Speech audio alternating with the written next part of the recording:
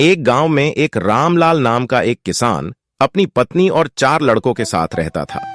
रामलाल खेतों में मेहनत करके अपने परिवार का पेट पालता था, लेकिन उसके चारों लड़के आलसी थे, जो गांव में वैसे ही इधर उधर घूमते रहते थे।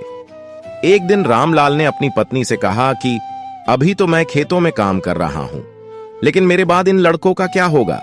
इन्होंने तो कभी मेहनत भी नहीं करी, ये तो कभी खेत में भी नहीं गए।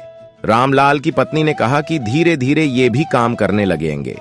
समय बीतता गया और रामलाल के लड़के कोई काम नहीं करते थे। एक बार रामलाल बहुत बीमार पड़ गया। वह काफी दिनों तक बीमार ही रहा। उसने अपनी पत्नी को कहा कि वह चारों लड़कों को बुलाकर लाए। उसकी पत्नी चारों लड़कों को बुलाकर लाई। रामलाल ने कहा, लगता है कि अब मैं ज्यादा दिनों तक जिंदा नहीं रहूंगा।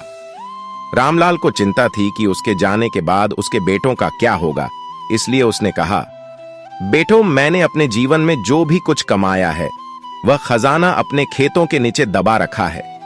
मेरे बाद तुम उसमें से खजाना निकालकर आपस में बांट लेना। यह बात सुनकर चारों लड़के खुश हो गए। कुछ समय बाद रामलाल की मृत्यु हो गई। रामलाल की मृत्यु के कुछ दिनों बाद उसके लड़के खेत में दबा खजाना निकालने गए। उन्होंने सुबह से लेकर शाम तक सारा खेत खोद दिया, लेकिन उनको कोई भी खजाना नजर नहीं आया। लड़के घर आकर अपनी मां से बोले, मां, पिताजी ने हमसे झूठ बोला था, उस खेत में हमें कोई खजाना नहीं मिला।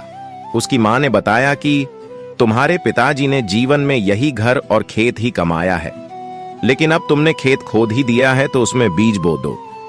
इसके बाद लड़कों ने बीज बोए और मां के कहे अनुसार उसमें पानी देते गए। कुछ समय बाद फसल पककर तैयार हो गई, जिसको बेचकर लड़कों को अच्छा मुनाफा हुआ, जिसे लेकर वह अपनी मां के पास पहुंचे।